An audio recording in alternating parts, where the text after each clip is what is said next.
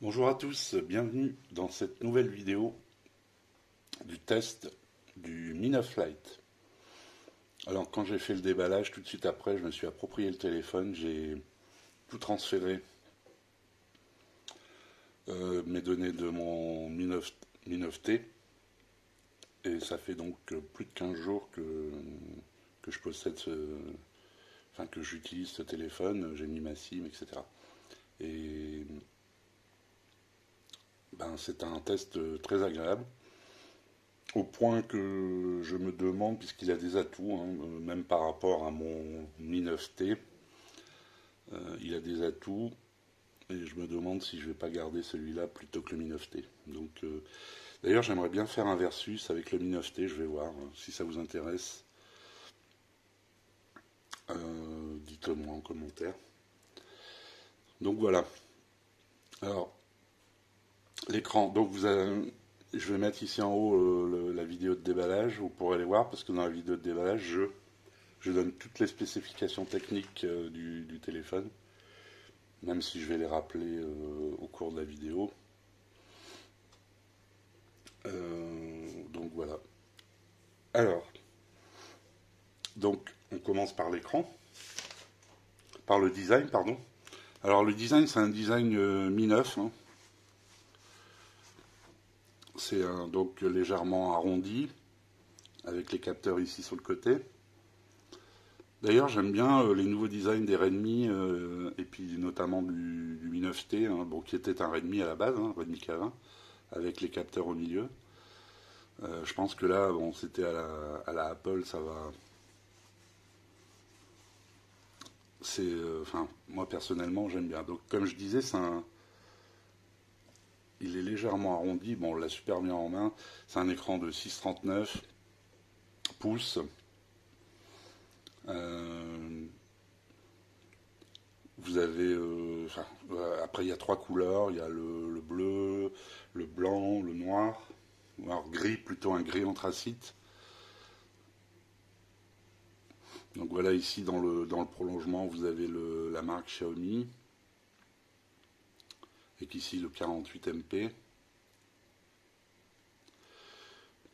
Et puis vous avez cet effet au dos qui est assez joli, hein. Et puis je trouve qu'il est quand même bien optimisé au niveau des bords. Je vous laisse constater, hein. C'est quand même pas mal optimisé. Alors le menton, là on le voit pas bien. Qu'est-ce que je pourrais ouvrir pour qu'on voit mieux le menton? Non, je suis en mode sombre. Je vais me mettre en mode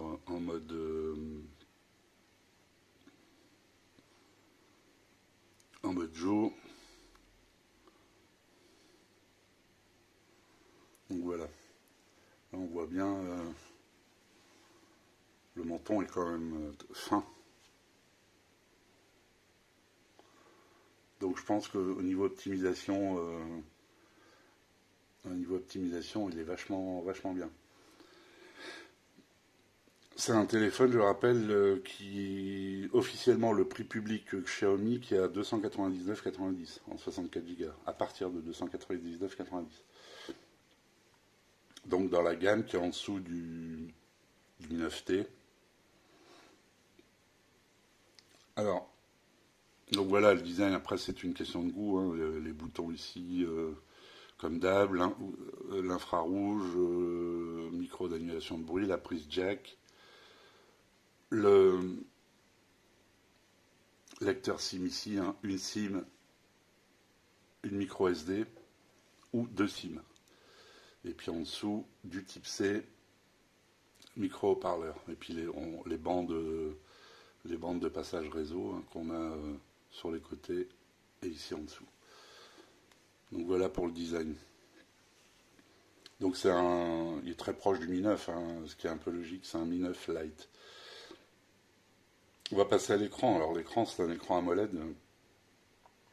D'ailleurs, moi je me demande si c'est pas le même que le Mi 9 d'ailleurs, parce que toutes les caractéristiques techniques sont les mêmes que le Mi 9 au niveau de l'écran. Donc c'est un 6,39 pouces. Je vérifie sur les notes, voilà. 6,39 pouces de diagonale. OLED en Full HD+. Bon, l'écran est magnifique. Hein. L'écran est... Bon, là, je suis pas... Attention, je suis pas en... Regardez la luminosité, je suis loin du compte. Hein, si je le mets à fond... D'ailleurs, quand il y a du soleil dehors, aucun souci, hein, vous voyez impeccablement quand il y a du soleil dehors. L'autre jour, j'étais justement avec des amis dehors et avec leur iPhone, ils n'arrivaient pas à voir ce qu'il y avait sur l'écran. Moi, sans problème. Donc ça, c'est l'avantage de la AMOLED déjà, et puis bon, d'un bon écran AMOLED. A priori, ça serait du Samsung. Donc l'écran, c'est un 10 touches, évidemment. Tous les Xiaomi sont en 10 touches. Pardon. Il est bien sensible. La protection, c'est du Corning Gorilla Glass 5. Donc, ouais, moi, j'ai pas de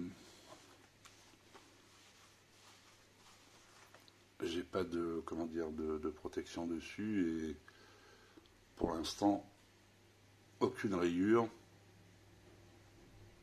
Alors si je le conserve, donc si je m'en fais mon téléphone perso, j'achèterai une protection écran, un verre trempé, parce que j'aime bien garder mes téléphones nickel, ne serait-ce que éventuellement les revendre après. Et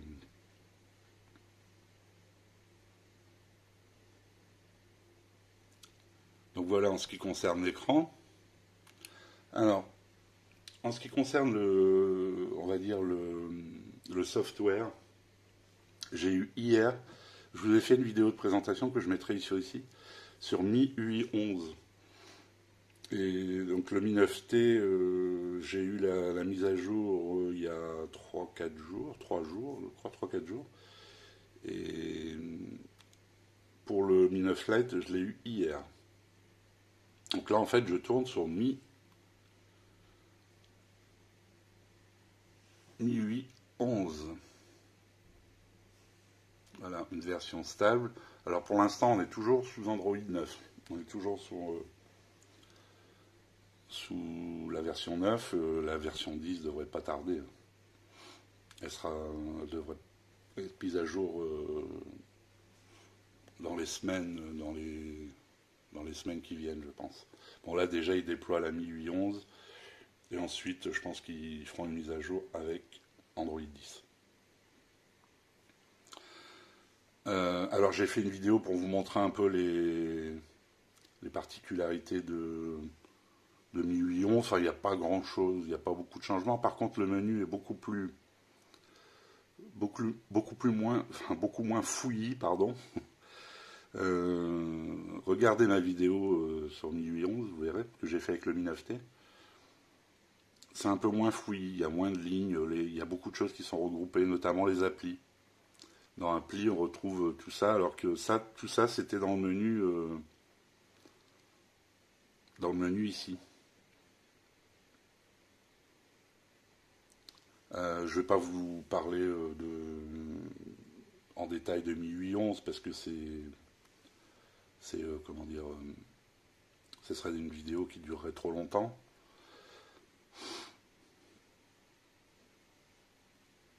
Donc voilà, bon, comme d'hab, chez Xiaomi, vous n'avez pas d'application tierce pourrie, etc. Hein, c'est tout. Vous avez toutes les applications habituelles. Enfin, si vous connaissez Xiaomi.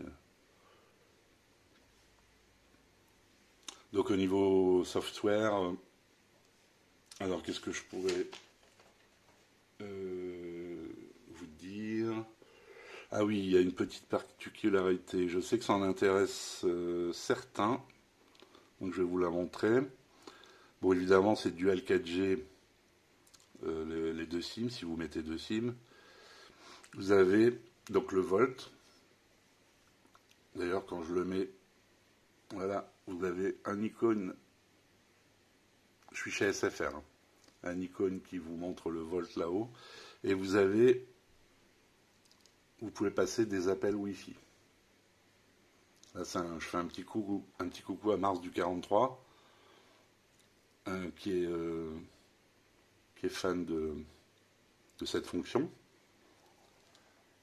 Voilà, un petit point que je voulais préciser pour ceux justement qui s'intéressent comme Mars du 43. Que je salue, hein, évidemment. Donc, après vous avez fonctionnalité spéciale, vous avez quoi? Voilà, les LED. Alors oui, vous avez une LED de notif qui est ici. Je vais voir si je peux vous montrer. Je ne sais pas si on va bien voir. Voilà, là elle s'est allumée. Voilà. Donc, alors si votre téléphone est posé comme ça, vous verrez pas la LED, hein, puisqu'elle est au dos. Par contre, si vous avez la coque, si vous mettez la coque, la lumière va se réfléchir sur la coque transparente, sur la coque qui est fournie avec, et on voit que ça s'allume derrière. Donc on peut s'apercevoir qu'il y a une notification, une ou plusieurs notifications. Donc, voilà en ce qui concerne le software. Alors le GPS, c'est full GPS, c'est-à-dire tous les GPS mondiaux, hein, Galileo, Beidou, GLONASS, GPS, etc. En réseau, là vous l'avez vu, je suis sur SFR, on est en 4G+.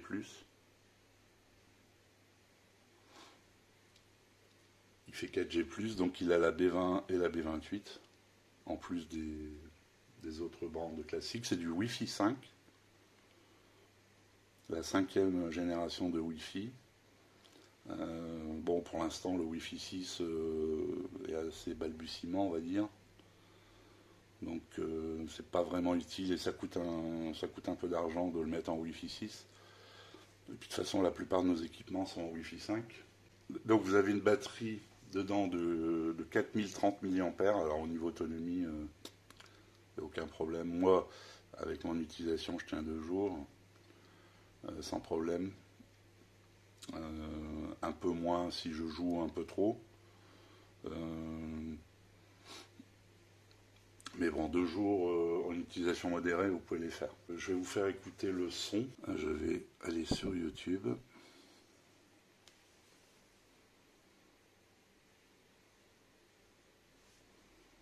Je vais bien vous trouver un son par là.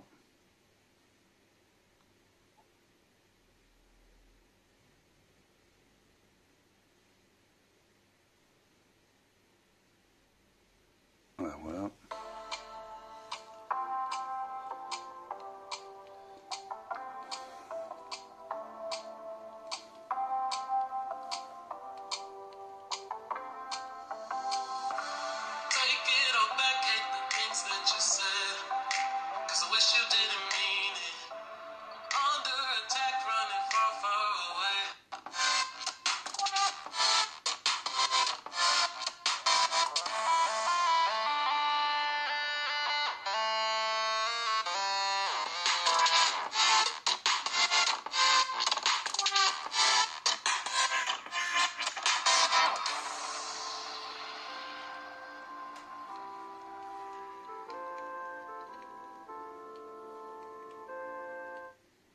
Donc voilà, le son est très correct. Le son, donc, je disais, est très correct.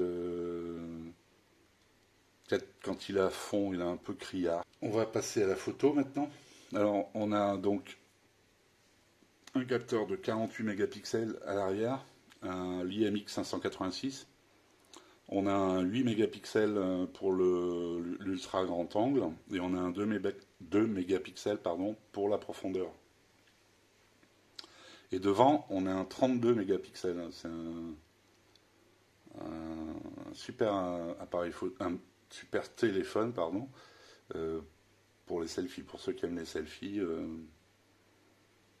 ne serez pas déçus. Donc on va aller voir l'appli photo, voilà. Alors, je crois que l'option ralenti n'était pas ici sur le menu en bas avant. Donc maintenant, on a l'option ralenti, donc vidéo courte, vidéo, photo, portrait, nuit, panorama, pro. Si on veut en mode photo, parce qu'au déballage j'ai dit qu'il n'y avait pas d'accès direct au mode 48MP, en fait il faut aller ici et vous mettez ici en 48MP. D'ailleurs même pour ce qui concerne le format de l'image, si vous voulez être en 18 neuvième, en 4 tiers, en plein écran, vous pouvez le régler directement ici. Bon, et après, là, je vais vous montrer le menu paramètres.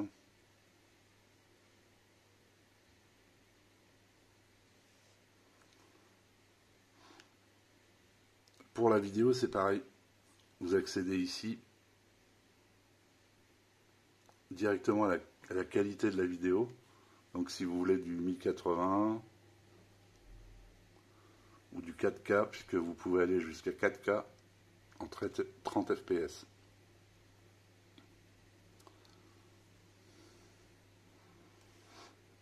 Voilà. Et vous retrouvez ici donc tous les caractéristiques, dont la stabilisation. Vous avez le mode ralenti en vidéo qui va jusqu'à, voyez, on voit ici, 960 fps, 120 ou 240. Donc voilà, pour ce qui concerne la photo. Maintenant, je vais vous mettre des photos, quelques exemples de photos qui vont suivre. Je vais vous en mettre 2-3, je ne vais pas vous en mettre trop. Toujours pour la durée de la vidéo. Et par contre, si vous allez voir l'article sur mon blog, je mettrai le lien dans la description. Je mets toutes les photos, toutes mes captures d'écran que j'ai fait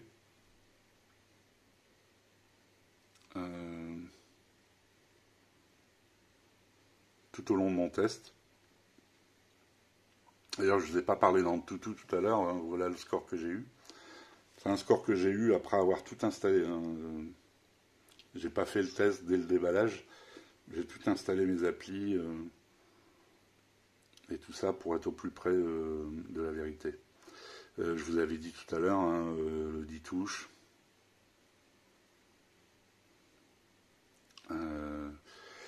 Oui, je vous ai pas parlé non plus au niveau du software. Bon, j'ai installé Netflix, Molotov, enfin tous les streamings classiques.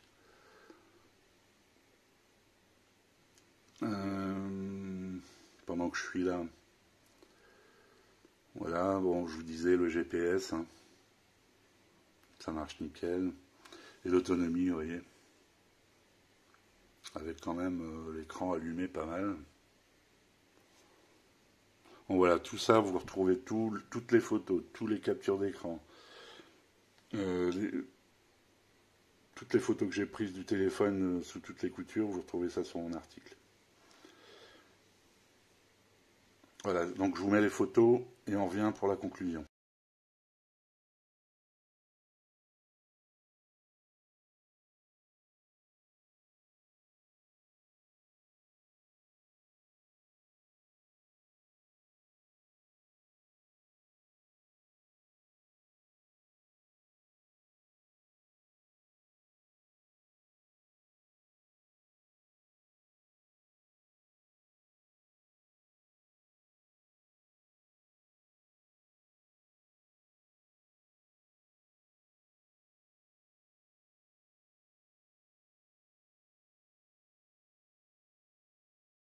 Donc voilà, la conclusion.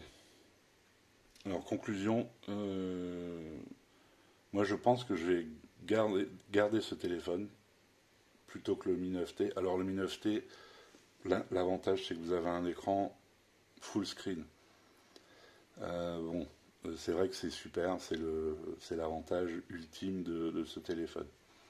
Ici, vous avez quand même la petite goutte d'eau, mais bon, 80% des téléphones sur le marché maintenant ont la goutte d'eau.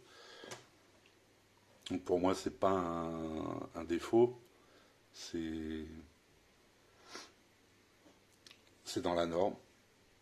Donc je peux pas dire que ce soit un point négatif, mais il est vachement plus léger, plus fin que le Mi 9T. Le Mi 9T, c'est à cause de la caméra pop-up, hein, du coup il prend de l'épaisseur, il prend un peu de poids. Ici vous avez quand même une batterie de 4000 et vous avez un téléphone à 179 grammes, ce qui n'est pas négligeable.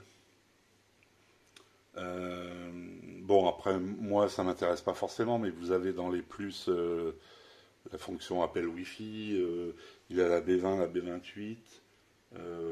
Bon, il est un peu moins cher que le Mi 9T par exemple, parce qu'on m'a beaucoup demandé s'il était mieux que le Mi 9T. C'est pour ça que j'ai envisagé de faire un versus. Donc le prix officiel, je vous l'ai dit tout à l'heure, 299, le Mi 9T c'est 329,90, un truc comme ça. Bon, une grosse batterie, hein, M8 11, bon la caméra selfie de 32 pour ceux qui aiment bien les selfies. D'ailleurs, la caméra de selfie, c'est un Samsung, un S5K GD1. C'est un capteur Samsung, ici c'est un capteur Sony, hein, le 586. Donc tout ça fait que même si c'est un processeur qui est un peu moins puissant, j'avais dû faire avec mon Mi 9T, j'avais dû faire dans les 200, un petit 220 000 en Antutu. Mais au niveau photo, on a sur le Mi 9T, on a le 582, le Sony 582. Ici, on a le 586. Bon, au niveau photo, globalement, c'est à peu près identique. Il n'y a pas d'énorme différence. Vous verrez ça par vous-même avec les photos que j'ai prises. Donc voilà, donc le principal argument qui fait que je vais garder peut-être celui-là, c'est surtout son poids, sa taille, enfin sa finesse, je veux dire, son poids. Voilà quoi, ça, et puis d'autres petites choses, le 710 moi me suffit largement. J'ai joué, d'ailleurs en incrustation de la vidéo, je vous aurais mis des jeux. J'ai pu jouer à PUBG en graphique élevé. J'ai pu jouer à Call of Duty aussi. Je vous mettrai des incrustes, hein, où vous les avez vus, je les ai déjà mises. Donc au niveau jeu, ça passe largement. Pour la plupart des tâches quotidiennes, le 710 va très bien. Pour les photos, il est bien. Donc voilà. Donc pour ceux qui me demandaient lequel était mieux, ce sont deux appareils différents, avec des qualités et des défauts dans les deux appareils. Donc voilà, j'espère ne rien avoir oublié. Au cas où, demandez-le moi en commentaire, je vous répondrai. Voilà, bon, il y a la radio FM, le NFC, la jack, je vous en ai parlé.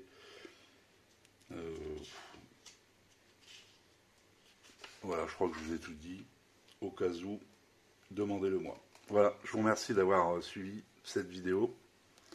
Les prochains téléphones que je vais tester, il y aura le Redmi 8A et le Redmi Note 8. Le Redmi Note 8 tout court, hein, pas le Pro. Il a déjà été testé plein de fois. J'attends le Redmi Note 8. Là. Donc voilà, prochain déballage, Redmi Note 8. Voilà, je vous remercie de m'avoir suivi, likez, abonnez-vous, partagez, etc., etc. Je vous remercie. Ciao.